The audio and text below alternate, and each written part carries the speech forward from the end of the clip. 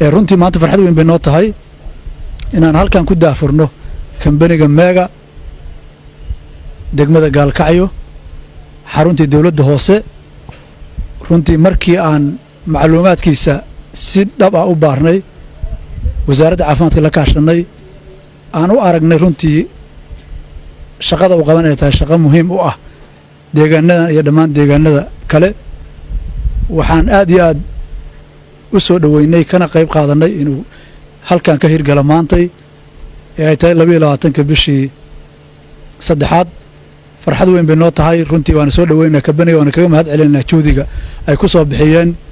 inay soo gaaraan degmada gaalkacyo waxaan leenahay degmada gaalkacyo ku soo dhawaada shaqada buufinta ah ee runtii ka hortagga caabuqa COVID-19 ee maalmahanba aad ugu soo badanayay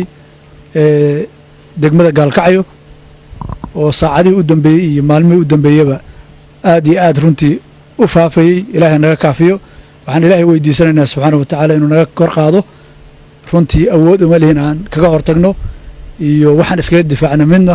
ilaahay baa weydiisanaynaa isku dayga bini aadantinimo ka hortagga ah ee kambaniga meega maanta halkan nagu keenay waxaan ku daafuraynaa maanta xarunta dawladda hoose waana noo daafuran yahay إن شاء الله تعالى وحن كل رجلنا يا بالشدة دقمة gaalkacyo runtii dawladda hoose waxay hawsha uga soo bilowday xarunta degmada in muhiimadda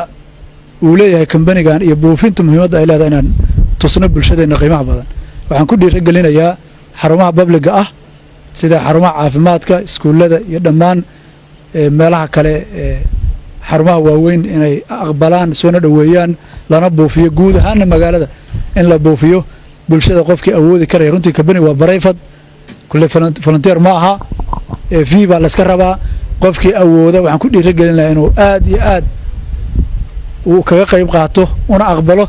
in la buufiyo hoygiisa iyo dhammaan qalabka uu haysto sidoo kale waxaan leeyahay kambaniga u dhimriya bulshada maanta marxalad adag bay ku jidhaa saamaynta COVID-19 waxay geysatay in qofkii taajirka ahaa iyo midkii aan waxba haysan ay isku darajo noqdaan markii dhaqdhaqaaq iyo wax walba xanimeen sidaa darteed kambanigan waxaa le u dhimriya aad iyo aad baa umahadsantihiin waan idinkaga mahad celinaynaa waqtiga aad soo geliseen iyo imaashihiina waxaan leeyahay mar kale bulshada reer gaalkacyood reer mudug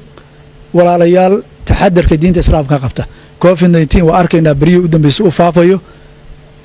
saacadihii u dambeeyey dhowr iyo 20 qof baa la baaray 8 qof baa laga helay taasna waxay daliil u tahay socdaalkiisa intuu leegyahay walaalayaal taxadarka sharciyada islaamka qabta hal la aqbalo talooyinka bahda caafimaadka dhammaan culimada masaajidda iyo akhyaarta waxaa leeyahay dadka sharciyada islaamku inay waxa ay ka qabta u sheega isku imaashaha aadka u badan hal la yareeyo